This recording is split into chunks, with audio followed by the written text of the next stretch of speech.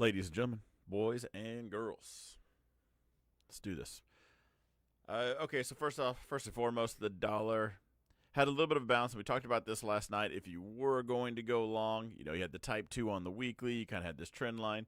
Still the weekly. This is just today. Still ultimately could bounce, which would be next week's candle. But we do have a lot with the euro looking like they're going to lower rates. And does that bring pressures over here and just how all that works out? I am not long the dollar. I am short the dollar, and you guys saw in the chat earlier, I did add more onto my short position. So that's panning out great. I just don't need a wick here. I need that to continue down, and then we're rocking and rolling. Now, if we do break this down, I will probably add on a lot. I just need that confirmation. All right, Bitcoin, a little bit of a push up, still not out of that range, so nothing to really break down yet, because we still got to worry about sellers in this 71 to 73 area. I know a lot of people are probably talking about up and away, but all it takes is one red candle getting us right to here, and the next thing you know, we're talking about that lower zone. So for now, wouldn't make any crazy decisions until we got above that. Oh my gosh, Don short the dollar? No way. I added on more short. It's going to get crazy. If that thing breaks, I'm telling you guys, that's going to be the biggest. That's going to be my biggest trade profit-wise. If I'm right, you guys know how big my trades have been. 10 times minimum. All right, S&P, a little bit of a kind of a crazy day today. A little bit of down. Ended up bouncing off that white zone and then pushed up. Did I? I missed this wick. Was that even a? I missed all of that. Awkwardly enough, I went long. So I saw us base out. And we broke up here, and then I went long. But I think I even got tagged out in this wick. I was like, we chopped around. We were kind of in the zone right here. So I wish I would have stayed in, obviously. But I tightened it up. I should have just trailed it 2 candles back like I did. But my stop was in the green. Then it was in the green just fine. Bumped it up just a little bit. That did tag out. So I did my best Cody impression today. Would have been nice to trail that because then... No, that wick still would have got me out. I actually, even my normal trading way, it's 2 candles back. So that wick would have stopped me out. I would have stopped out at the exact same. You clearly want to fight me. Not today. I'm not feeling it today. I'm really not.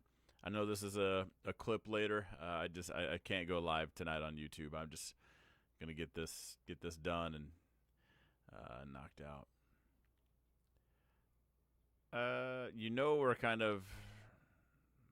We had a speed bump zone here a while back. I just don't like things getting cluttered, so I delete it, and that's kind of right where we're at. So let's see. We played this. This is a very clear zone as well. Speed bump zone. We're on the hourly. Getting above that, I think, could be pretty bullish. Expect to move. We're right here in the middle. The Qs looking a little better.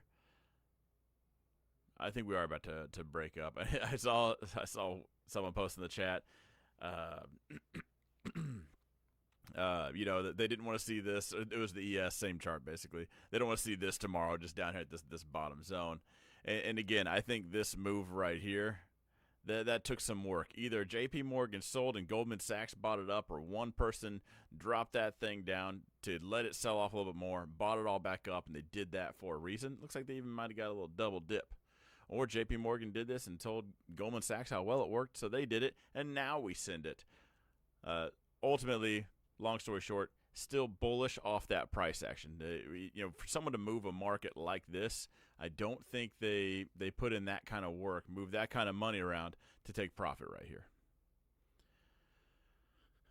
Typically, I'd say minimum up there, top zone. So I am still very much bullish as far as this goes. I didn't really nail the entry, which is why my positions are like, yeah, I try to grab something during the day, and I've had some good couple of day trades. They're not red. I guess it's good. But I would like to get in something and just catch a run for a little bit.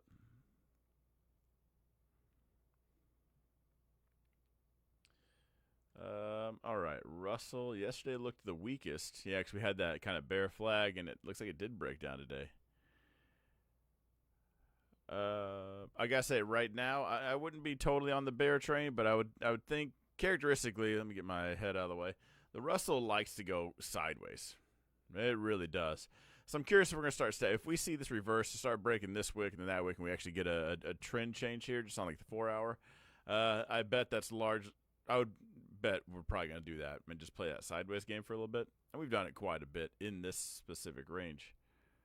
Why is that blue so big, though? Hang on. We are going to fine-tune that up a little bit. Typically, when candles are, when the boxes are that wide, the candles are that wide. So it warrants it. You know, I'm not just changing it because I feel like making it skinnier. But I am going to fine-tune that just a bit.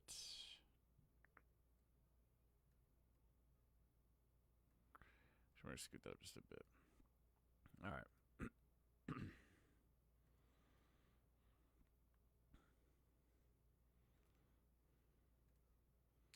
All right, hopefully we can... Not really the strongest case to go long, but I would like to go long somewhere right here. So if I were to buy it right now, that's an early type 1 for me. So my stop would still be below this red wick. Expected move should be, we're right at the expected move.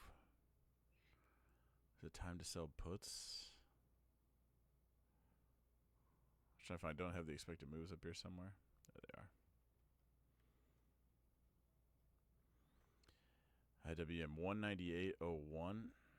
198.01. So that puts you right at the...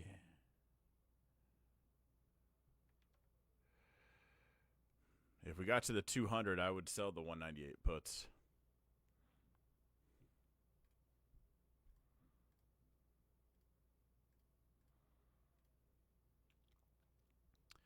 Tesla again. Okay, so to bring up Tesla, I told you guys I talked about this Sunday. Tesla still sideways, definitely getting awkwardly quiet right here. Now breaking down to here, I don't care. That doesn't. I'm worried about these two bright yellow zones, and what I have highlighted here, this price action inside here. It's too suspicious for me. It looks like someone's accumulating. Tesla can keep the bad rap and all the bad news, and they'll keep that flowing, on purpose while they're accumulating and buying up shares. And to me, that's just what it looks like right here.